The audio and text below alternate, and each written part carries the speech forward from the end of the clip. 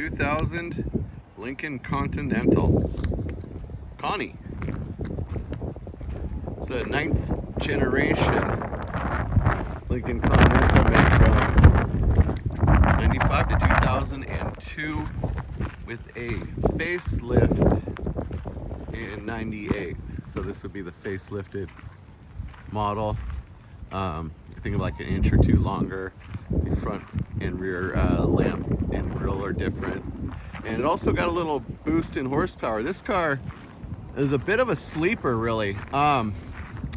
It came with the, this is a front wheel drive car, big front wheel drive car. And if you've driven big front wheel drive cars from this generation, it's hard to find one now, because really no one makes big cars that are front wheel drive. They're all wheel drive nowadays.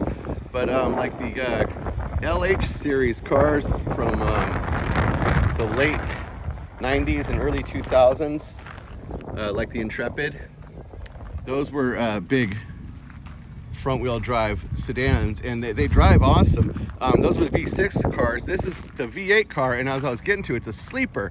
This has the actual 4-valve Cobra engine in it, which I'll show you in a second. Before the facelift in this car, it got 260 horse. After that, they added 15 horse and some torque, so it has, this car here, 275 horsepower and I think 280 foot-pounds of torque. So it'll go 0 to 60 in about 7 seconds, which is pretty quick for a big car like this. And you know, on the freeway, the ride is great. It has air ride. The previous model had air ride in all 4 wheels. This generation has steel coil springs in front, only air ride in back. Everything works on this car. This car only has 80,000 miles on it. About 70 when I had it. And actually, this has been my car for about the last 2 years. Connie, and I love her. Heated seats. And you can actually adjust the heat. 2, 3, 4, up to 5. And back or bottom or both. This instrument cluster here, let's take a look, is, what is it? I think they call it a virtual image. And it seems to show up good here.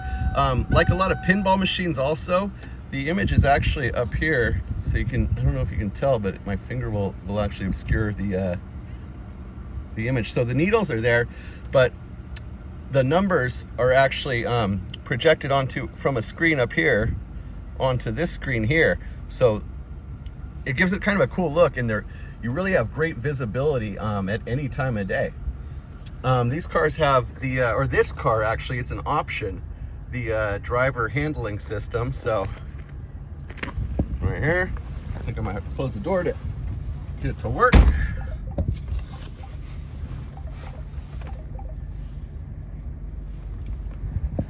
And you go handling, and save it to drive 2 settings. Ride control, I keep it on firm. Steering effort, I keep it on high, so you have low, medium, high on both.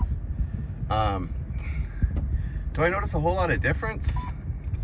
I don't know. Maybe a little bit. But it is a cool feature to have.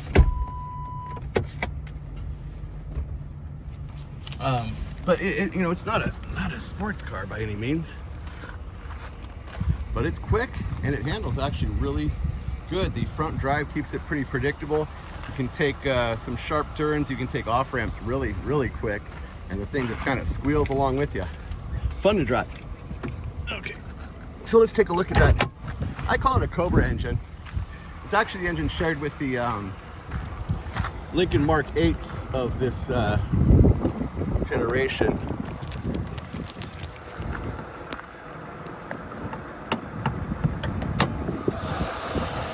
And there it is, Intech 32 valve, dual overhead cam V8, the 4.6.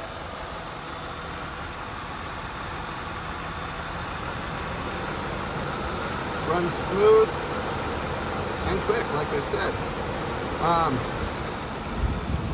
These cars are great.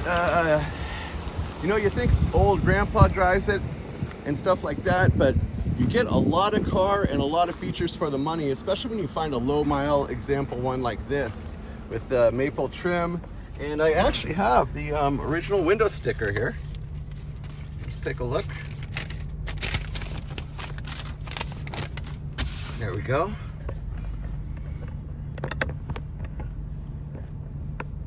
Cell phone was an option. Look at that. Can't find a phone, but I got the hookup. Let's see, what else did it have?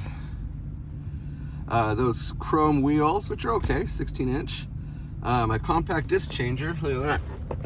Over here in the passenger footwell.